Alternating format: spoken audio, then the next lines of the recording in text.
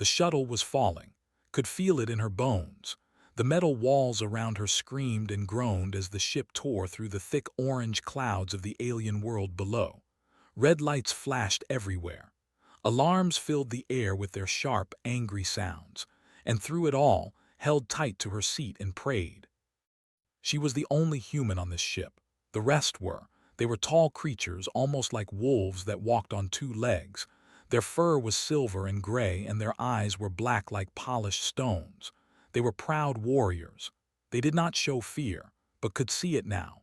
She could see it in the way their claws dug into their seats. She could see it in the way their ears pressed flat against their heads. The pilot shouted something in the language. His translator crackled and died. She did not need it to understand. They were going to crash. She closed her eyes and thought of home. She thought of Earth. She thought of the green mountains of her homeland and the small house where she grew up. She thought of her mother's cooking and her father's laugh.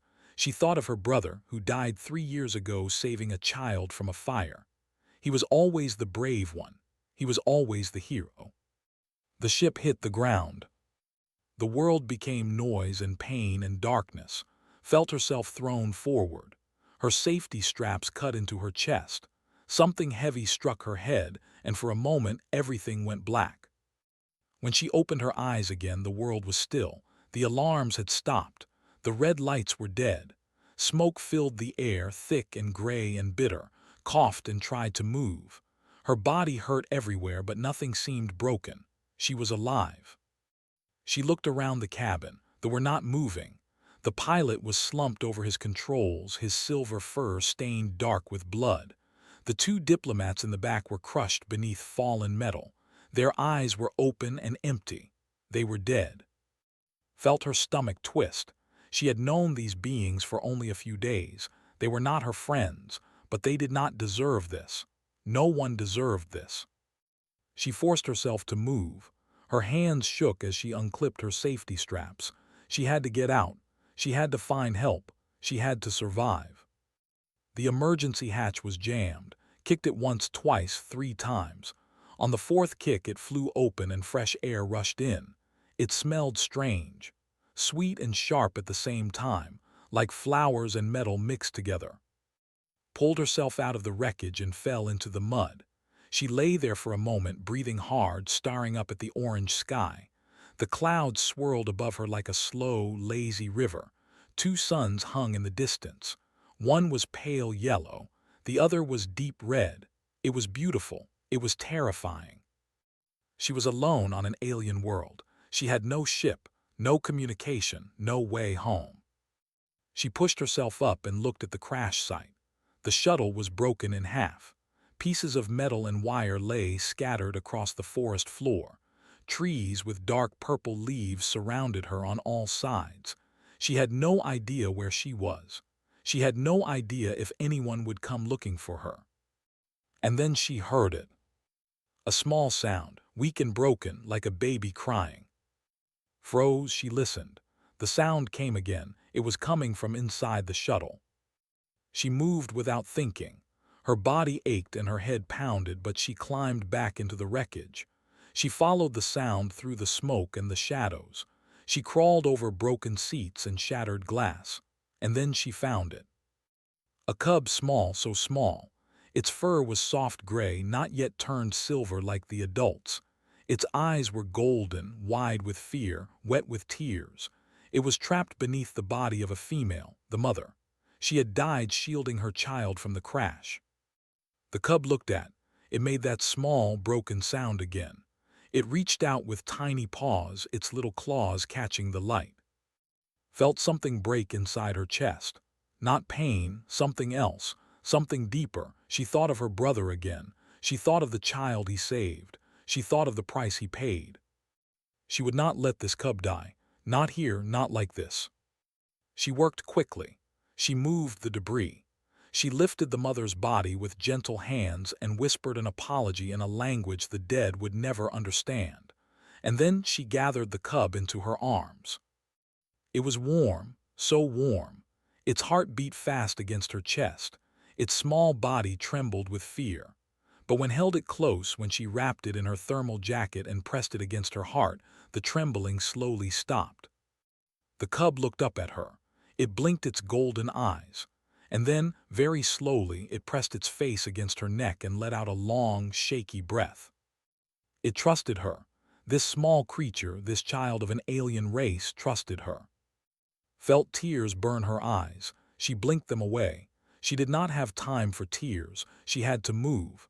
She had to find shelter. She had to keep this cub alive. She climbed out of the shuttle with the cub held tight against her chest. She looked at the alien forest around her.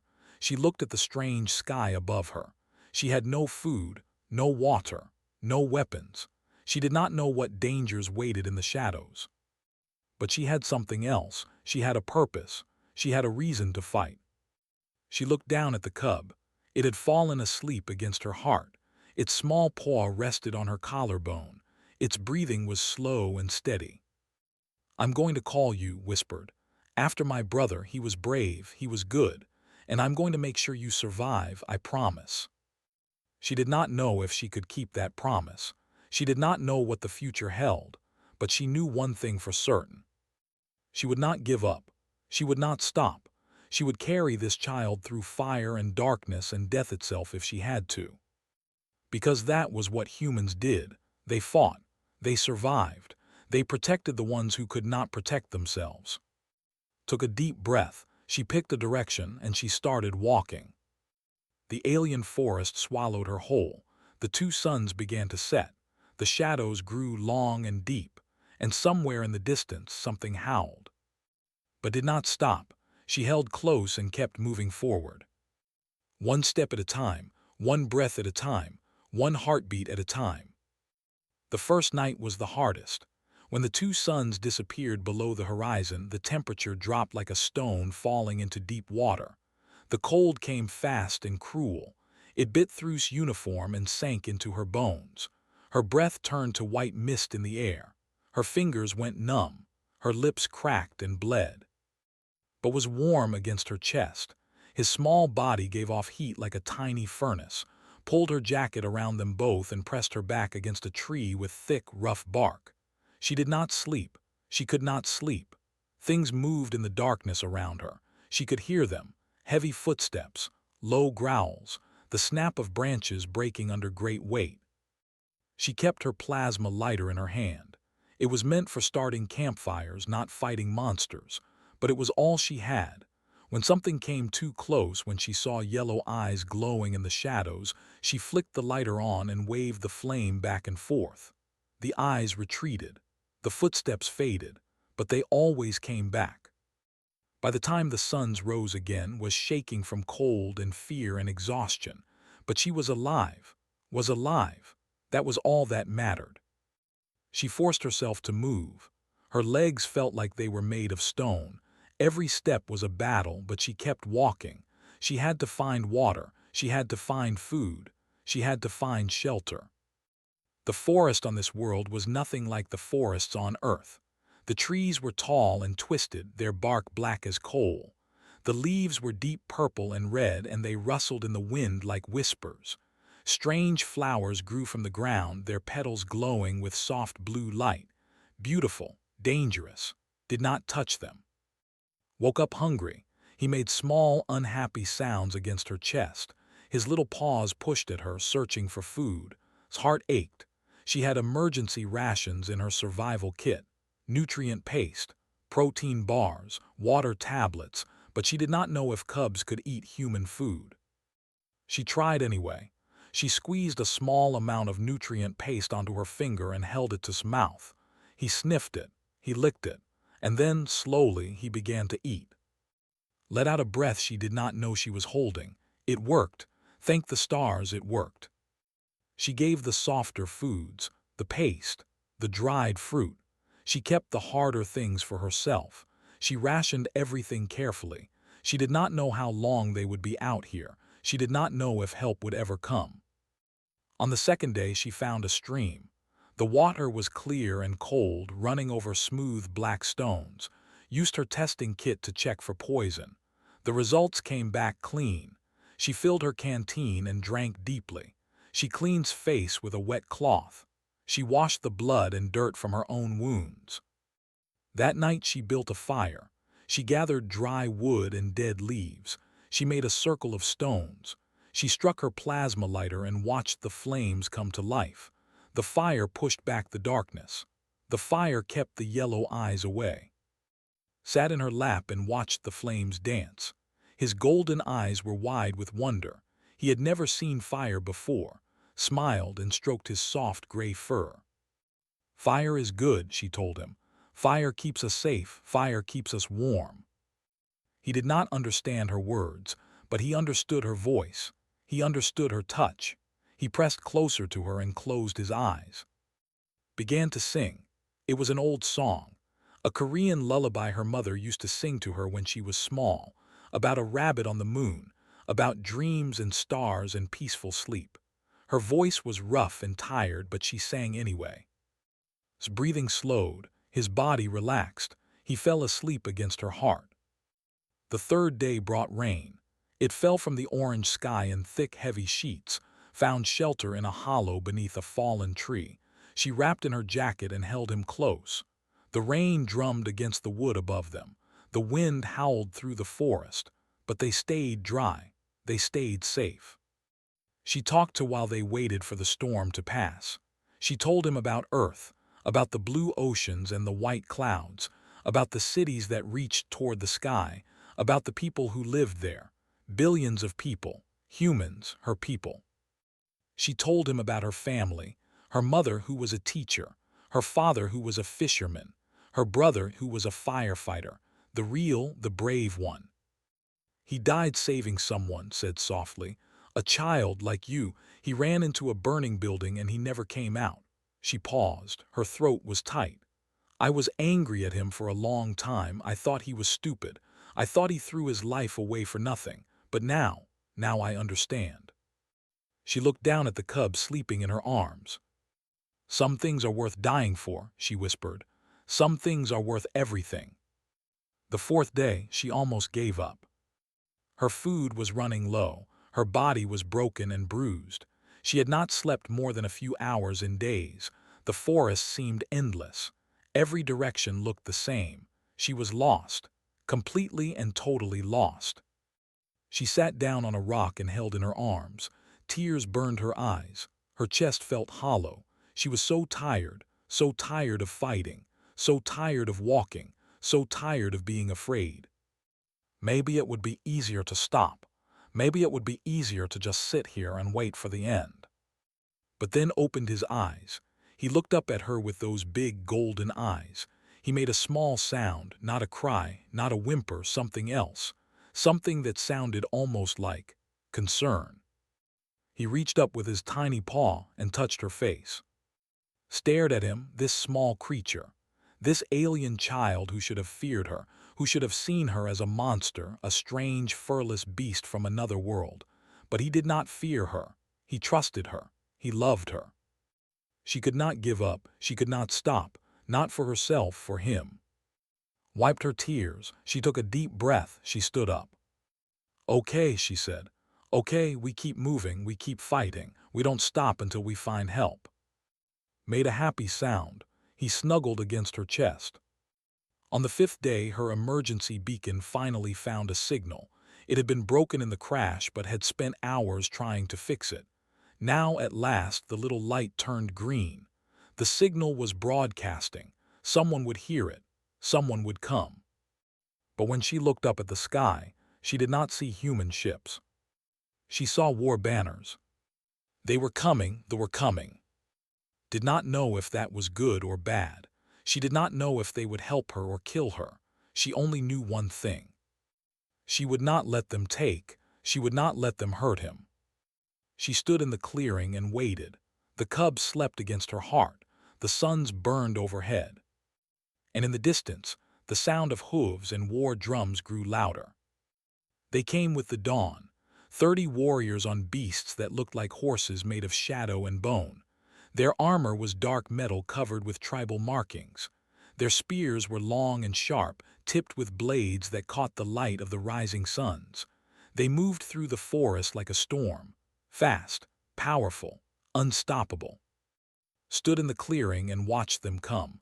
Her heart pounded in her chest. Her legs wanted to run, but she held her ground. There was nowhere to run. There was nowhere to hide. The only thing she could do was face them. The warriors circled her like wolves around wounded prey. Their beasts snorted and stamped. Their riders stared down at her with eyes that held no warmth, no mercy. They spoke to each other in the language. His translator was still broken, but she did not need it. She could hear the anger in their voices. She could see the hatred in their eyes. One warrior stepped forward. He was the largest of them all. His mount was bigger and blacker than the others. His armor was covered with more markings than anyone else. His fur was silver streaked with white, and his body was covered with old scars, battle scars. This was a creature who had fought many fights and won them all. He dismounted with a grace that seemed impossible for something so large. He walked toward slowly. Each step made the ground tremble. Each breath from his great lungs sounded like thunder. Did not move, she held against her chest. The cub stirred but did not wake. Good, she did not want him to see this. The warrior stopped in front of her. He was almost 8 feet tall. His shadow swallowed her whole. His eyes, black as the void between stars, looked down at her with something that might have been curiosity, or disgust, or both. "Human," he said. The word came from a device on his collar, a translator. His voice was deep and rough, like rocks grinding together. "Human," he said again. "You walk on sacred ground. You carry one of our young. Explain yourself or die." Swallowed hard. Her mouth was dry. Her voice wanted to shake, but she forced the words out anyway. "My name is Park. I was on the diplomatic shuttle, the one that crashed 5 days ago. Everyone else is dead. The cub's mother protected him during the crash. She died saving him. I've been keeping him alive ever since." The warrior's eyes narrowed. He leaned closer. His breath was hot and smelled like meat. "You expect me to believe that a human kept a cub alive, in the Blackwood, for 5 days. I don't expect you to believe anything," said, "but it's the truth." The warrior made a sound. It might have been a laugh. It was not a kind sound. "The Blackwood kills everything. Even hunters do not survive there alone. And you are telling me that a small, weak, clawless human did what our own warriors cannot?" "Yes." The warrior stared at her. The silence stretched long and cold. Then he reached out with one massive clawed hand. He reached for. Step back. Her arms tightened around the cub. Her eyes met the warrior's without flinching. "Don't touch him." The words came out harder than she meant them to, sharper, like a challenge.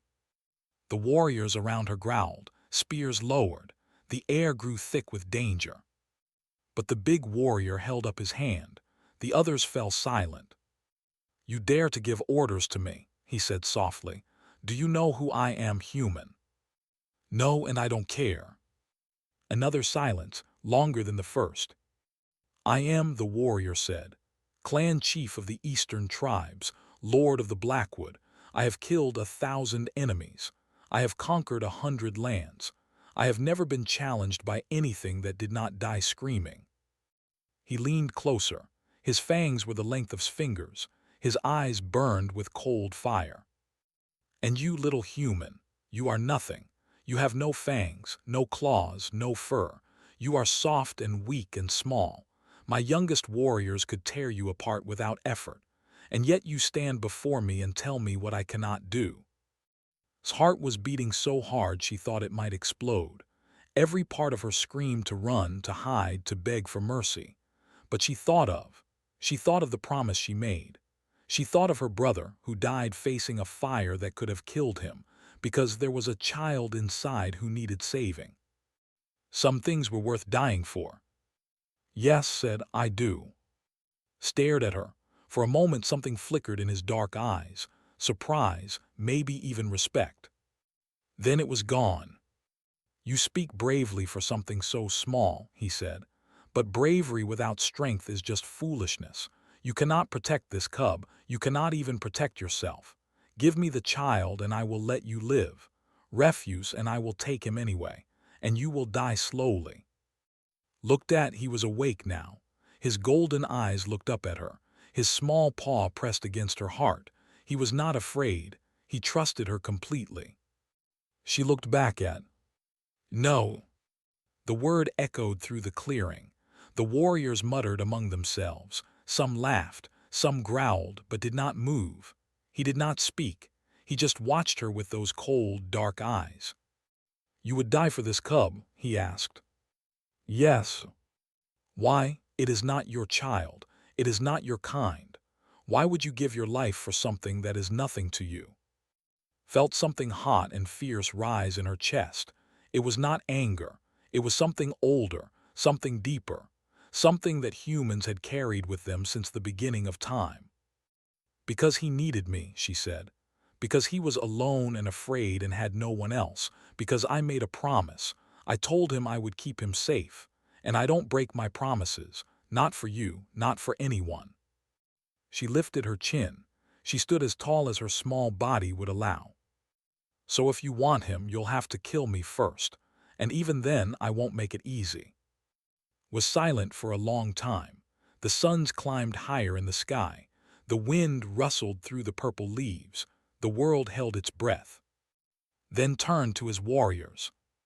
"Take her," he said, "and the cub, bring them to the clan hold. We will decide their fate there." Two warriors dismounted and approached. She tensed, ready to fight, ready to die. But they did not hurt her. They simply surrounded her and waited. Looked at her one last time. "You are brave, human," he said. "But bravery alone will not save you. When we reach the clan hold, you will face judgment. And if you cannot prove your worth, both you and the cub will die."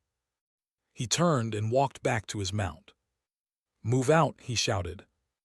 The warriors began to ride, walked in the middle of them, still held tight against her chest. She did not know where they were taking her. She did not know what would happen when they got there. But she knew one thing. She would not give up. She would not stop fighting. Not until her heart stopped beating. Not until the last breath left her body. She would protect no matter what. The clan hold was carved into the side of a great mountain. Stone walls rose high against the orange sky. Torches burned in iron holders. Banners of black and silver hung from every window. Thousands have filled the streets watching as the warriors rode through. They stared at with eyes full of hate and fear and curiosity. They had never seen a human before. She was strange to them, different, dangerous perhaps. Kept her head high. She did not look away. She held close and walked with steady steps. She would not show weakness. She would not give them the satisfaction. They brought her to a great hall at the heart of the mountain. The ceiling was so high she could barely see it. Pillars of black stone lined the walls. A fire burned in a pit at the center of the room, casting dancing shadows across everything.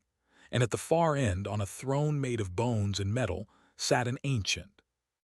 This one was older than much older. Her fur was pure white and her eyes were clouded with age, but there was still power in her frame, still strength in her voice when she spoke. "Bring the human forward." Two warriors pushed toward the throne. She stumbled but did not fall. She stopped before the ancient and waited. "I am grandmother," the old one said. "Voice of the ancestors, keeper of the old laws. I have watched over this clan for 200 years. I have seen wars and peace, birth and death, victory and defeat. And I have never seen a human in our lands." She leaned forward. Her clouded eyes seemed to look right through. "You carry a child of our blood, a child whose mother was of noble birth, a child who should have been raised among warriors, among honor, among his own people. And instead he was carried through the blackwood by a creature without fangs or claws, a creature our legends call weak, soft, prey." Felt anger rise in her chest, but she kept her voice calm. "I kept him alive, that's what matters." Grandmother made a sound that might have been agreement, or might have been doubt. "Perhaps, but survival is not enough. Among our people a guardian must prove their worth. They must show courage. They must show strength. They must show that they are willing to die for the one they protect. She raised one withered hand. You will face the challenge. If you pass, you and the child will be granted protection. If you fail, you will both be given to the forest. His blood ran cold. Given to the forest. She had heard stories. The left there condemned in the blackwood, tied to trees, waiting for the predators to come. What is the challenge? She asked. Grandmother smiled. It was not a kind smile. We'll explain. The clan chief stepped forward. He had removed his armor. He wore only simple cloth now, but he was no less terrifying. His muscles rippled under his silver fur. His scars caught the firelight. His eyes burned with something that looked like anticipation. The challenge is simple, he said. I will test you. I will push you to your limits. I will find every weakness, every fear, every doubt inside you. And you must stand, you must not kneel, you must not break. He began to circle her slowly. The other in the hall grew quiet. Among my people, courage is everything. It is more important than strength, more important than speed, more important than skill. A coward with 1,000 weapons is worth less than a brave soul with empty hands. Do you understand? Nodded. Stopped in front of her. He was so close she could feel the heat from his body. Then we begin. He moved fast, faster than something so large should be able to move. His hand shot out and grabbed his arm.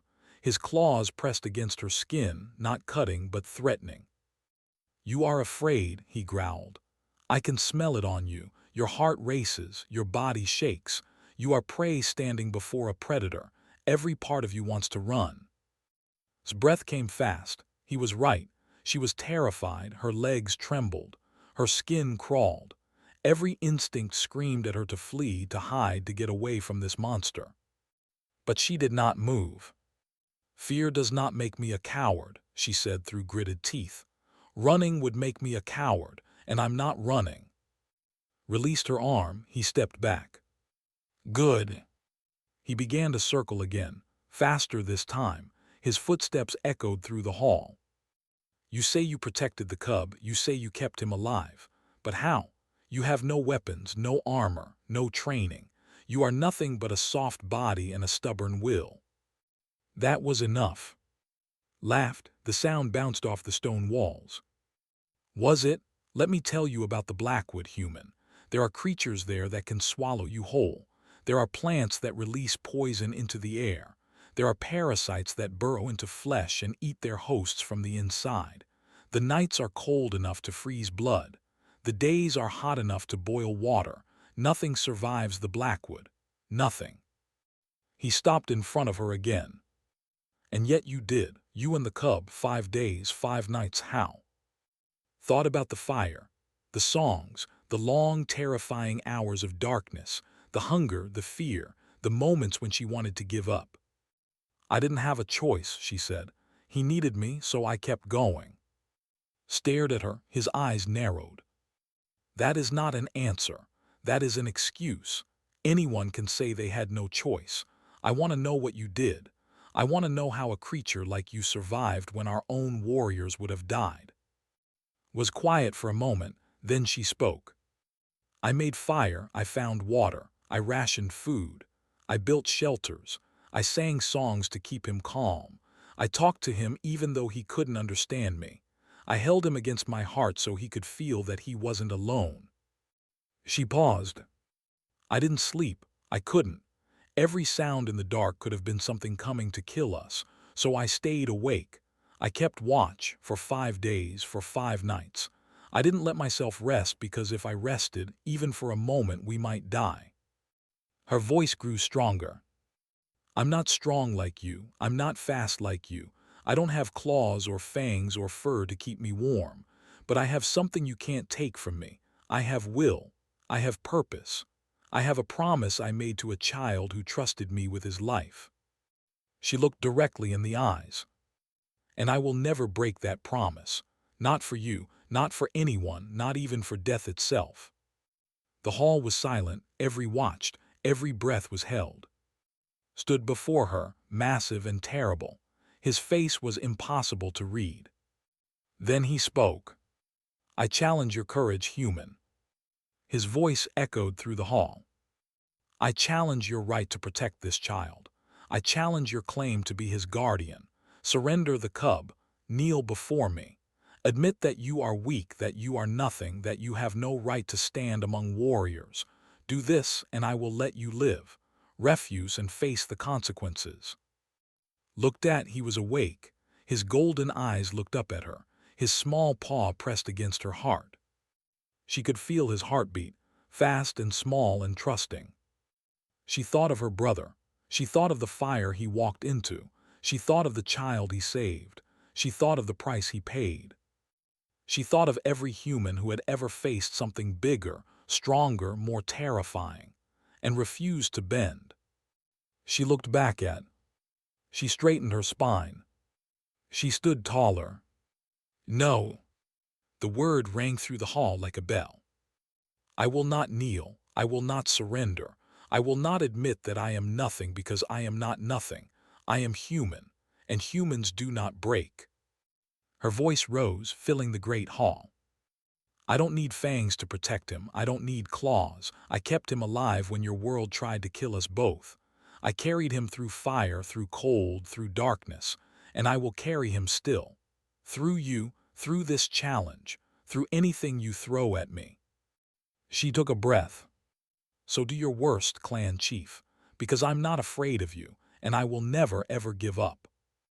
The echoes of her voice faded into silence, and every in the hall stared at the small human woman who had just the silence lasted forever, or maybe it only lasted a moment. Could not tell. Time had stopped. The world had stopped. Everything waited on the edge of a knife. Stood before her, his massive body still as stone. His dark eyes burned into hers. His claws twitched at his sides. Around them, the warriors of the clan watched with held breath. Even grandmother had leaned forward on her throne, her clouded eyes fixed on the small human who had dared to defy their greatest warrior. Made a small sound against chest, a quiet content sound, the sound of a child who felt safe, who felt protected, who trusted completely. His arms tightened around him. Whatever happened next, she would face it. She had said her piece. She had made her stand. The rest was out of her hands. Moved. Braced herself. She expected claws, she expected pain, she expected the end. But instead, the great clan chief did something no one expected. He stepped back. He lowered himself to one knee, and he pressed his forehead to the ground before her. The hall erupted in gasps. Warriors shouted in confusion. Grandmother rose from her throne, her ancient face twisted with shock. One of the warriors cried, "What are you doing?" The clan chief raised his head. His eyes were still fixed on, but they were different now. The coldness was gone. The cruelty was gone. In their place was something that looked like wonder. "I am showing respect," he said. His voice was quiet, but it carried through the hall. "I am honoring courage." He rose to his full height. He turned to face his people. 5 days, he said. 5 days and 5 nights in the Blackwood. Our own hunters do not enter that place alone. Our own warriors fear its shadows. And this human, this small, soft, clawless creature survived it. She did not just survive it. She protected a child through it. Our child. He turned back to. "I have fought 1,000 battles. I have faced monsters that would freeze the blood of lesser beings. I have stared death in the eye more times than I can count, but I have never seen courage like this. Never." He reached out his hand, not in threat, in offering. "I challenged you, human. I tested you. I pushed you to your limits, and you did not break. You did not bend. You stood taller." His voice grew softer. "Among my people, there is no greater honor than to face fear and refuse to kneel. You have done what many of our own warriors could not. You have earned our respect." Grandmother stepped down from her throne. Her aged body moved slowly, but her presence filled the room. She approached and stopped just before her. "Child," she said, And somehow, even though it was grown, the word felt right. You have passed the challenge. You have proven your courage. You have shown that the heart of a guardian beats in your chest. She reached out and touched his head with gentle claws. This cub has lost his mother. He has lost his father. He has lost everything and everyone he knew. But he did not lose hope, because you gave him hope. You gave him warmth. You gave him love. She looked into his eyes. In our culture, we believe that family is not made by blood alone. It is made by choice, by sacrifice, by the bonds we forge through fire and darkness. She stepped back. Of Earth, you have shown the heart of a mother, the courage of a warrior, the spirit of a clan. And so, by the old laws, I declare that you are no longer an outsider. You are one of us. The hall fell silent again, but this silence was different. It was not cold or hostile. It was warm. It was accepting. One by one, the warriors lowered their weapons. One by one, they pressed their fists to their chests in the salute. Stepped forward. The child will need a clan, he said. He will need a family. He will need a mother to guide him, to teach him, to protect him as he grows. He looked at. Will you be that mother? His eyes burned. Her throat was tight. She looked down at. He was looking up at her with those big golden eyes. His small paw still rested over her heart. She thought of her brother. She thought of the child he saved. She thought of the price he paid. And she thought that maybe, just maybe, this was what he would have wanted. Not just to save a life, but to give that life a future, a family, a home. Yes, she whispered. Yes, I will. Made a happy sound. He pressed his face against her neck. His small body relaxed in her arms. Nodded, he reached out his hand again. Then welcome of Earth. Welcome to clan. Welcome to our family. Took his hand. His grip was firm but gentle. His claws did not cut. Around them, the warriors began to cheer. The sound filled the hall like thunder. It shook the stone walls. It echoed into the sky. And the small human woman who had walked through fire and darkness, who had a clan chief, who had refused to kneel, stood in the middle of it all with tears running down her face. She was not alone anymore. She had found a place. She had found a people. She had found a family. And the little cub she had carried through the Blackwood would grow up knowing that he was loved, that he was protected, that he had a mother who would face anything for him. Years passed, learned the ways. She learned their language, their customs, their history. She trained with their warriors. She studied with their healers. She became one of them in every way that mattered. And grew. He grew tall and strong, with silver fur and golden eyes. He grew into a warrior, a hunter, a leader. But he never forgot the woman who saved him. He never forgot the human who carried him through darkness when he was too small to walk alone. When the historians wrote of the alliance between humans, and they spoke of treaties and trade routes. They spoke of shared technology and united fleets. They spoke of the great works that two species could achieve together. But they told a different story. They spoke of a crash in the Blackwood, of a human woman who should have died but refused, of a cub who should have been lost but was found, of courage that was not about size or strength or claws or fangs, but about the fire that burns in the heart. And in the great hall of clan, where the challenge had been given and answered, there hung a portrait.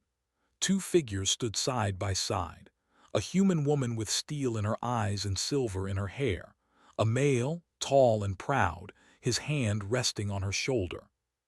Mother and son. Beneath the portrait, carved in stone, were words that every child learned before they could walk. She stood taller, and so she did, and so she always would.